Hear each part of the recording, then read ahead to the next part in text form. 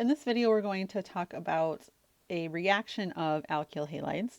And this first reaction we're going to talk about is the Grignard reaction. And in this video, we're only going to focus on actually making the Grignard reagents.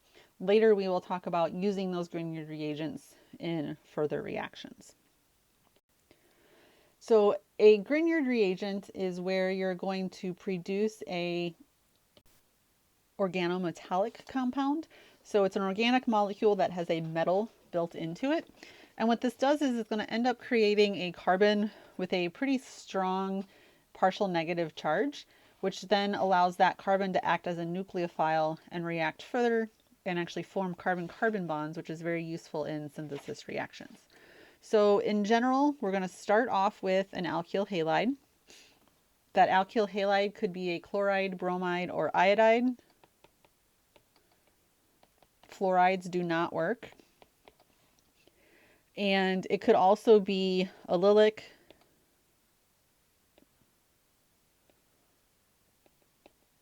it could be vinylic, meaning the halogen is actually on the double bond. It could just be an alkyl halide. So you're really not limited on where that halogen is on your hydrocarbon. The reaction requires magnesium, and this is metallic magnesium or magnesium metal, and it will happen in ether or THF. So you need an aprotic, meaning no acidic hydrogens on your solvent, and you also need no acidic hydrogens anywhere in your original starting material. The reason for that is what you're producing is a very basic molecule. So you're forming a new magnesium carbon bond, and your halogen's also still attached. So essentially you're just inserting that magnesium between the carbon and the halogen. What this does is magnesium will become partially positive and the carbon will become partially negative. So now what you have is a good nucleophile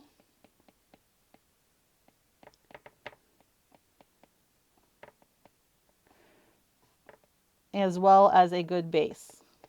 So it's nucleophilic and basic. If there was anything acidic or even water that comes into contact with your Grignard reagent here, it's going to essentially reverse this reaction. So for example, if I had water, that carbon is going to deprotonate the water, kick off the magnesium halide, and you're back to the actually, you're not back to your starting material, you're now just to an alkane, okay? So if you want to remove a halogen and goes to an alkane, this is a great way of doing it, kind of an inefficient way of doing it, but it works. Typically, you're making Grignard reagents to eventually make carbon-carbon bonds, so you need to avoid anything that has a even slightly acidic hydrogen. So alcohols, water, anything like that. So this carbon with a pretty strong negative charge is called a carbanion. Remember, anions are ions with a negative charge. We're going to throw in the carb there to make it sound like carbon. So carbanion is your negatively charged carbon. Carbocation was the positively charged carbon. So just to kind of clarify here, my last slide got a little messy. If you have your Grignard reagent and it comes into contact with water or any slightly acidic hydrogen, what happens is you're going to make your associated alkane, or if you had a vinylic or allylic, you're making an alkene. You're going to pull off the halogen and the magnesium. The byproduct here is whatever the other half of your acid is will attach to the magnesium halide. Okay. So again, this Grignard reagent formation is going to be very important in some later synthesis reactions where we're going to want to make carbon-carbon bonds. So let's think about how we can use this to convert the following reactant into this product. Now D is what we call deuterium. It's an isotope of hydrogen. So hydrogen is H1. Deuterium is the same thing as H2.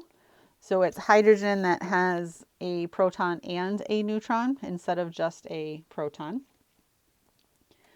It's used for labeling purposes. It's used in NMR when you don't want hydrogens messing up your you want hydrogens in your solvent messing up your structure. So to do this, essentially what we're doing is what we said we don't want to do in this earlier reaction. So we're going to first form the Grignard reagent. So we need the magnesium, and let's just do it in THF. Then after I form the Grignard reagent, I'm going to add deuterated water, so D2O instead of H2O. So here we replaced the Grignard with the hydrogen. In this case, we're going to replace it with the deuterium. So it's just an example. Again, like I said, we'll use this for more productive things later. But if I want to get rid of that halogen and replace it with hydrogen or deuterium, this is a way to do it.